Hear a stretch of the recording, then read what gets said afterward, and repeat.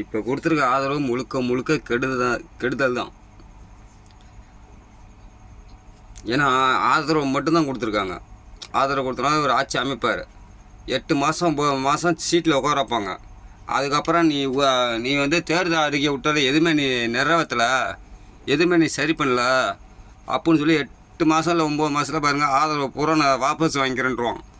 வாபஸ் வாங்கிக்கிறேன்னு சொன்னது என்ன ஆகும்? மெஜாரிட்டி கம்மியாக போச்சுன்னு சொல்லி ஆட்சியை மீண்டும் கலைப்பாங்க. இது கண்டிப்பாக நடக்குங்க. சத்தியமாக இது நடக்கும். அந்த கடவுள் மேலே சத்தியமாக இது நடக்கும். இதை செய்வீங்க பாருங்க. பேருக்கு வேணால் இப்போ இருந்துட்டு மெஜாரிட்டி கொடுத்துருக்காங்க. அது என்ன காரணம்? கவர்மெண்ட் ஆட்சி வரக்கூடாதுங்கிறதுக்கோசரம் இந்த வேலையை பண்ணுறாங்க.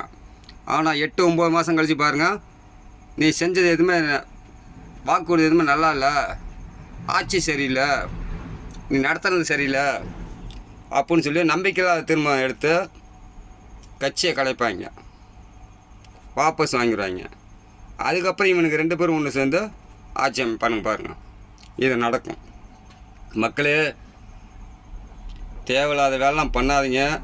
அதே முடிவாக அந்த டிவிக்கு ரசிகர்கள் தொண்டர்கள் நான் கேட்டுக்கிறேன். நம்ம மேலே அப்படியே விளக்கெண்ணெய் கண்ணுக்குள்ளே ஊற்றிக்கிட்டு எங்கன்னா யாரா என்னடா பண்ணுறாங்கன்னு அப்படியே தெருவா சுற்றுவானுங்க. அவனுங்க ஆளை வச்சு அவதூறு பட வைப்பாங்க. அவனுங்க ஆளை வச்சு கெட்டது நடந்துட்டு விஜய் ஆட்சி சரியில்லை. இது நடக்கும். அப்படி ஒரு வேளை நடந்ததுன்னா தயவு செஞ்சு சொல்கிறோம் மக்களே, கடவுளே, இப்போ விஜய் மேலே எவ்வளோ நம்பிக்கை வச்சு இருக்கீங்களோ அதே எலெக்ஷனில் அதே நம்பிக்கை வச்சு ஃபுல் மெஜாரிட்டியில் அவரை ஜெயிக்க வைக்கணும்.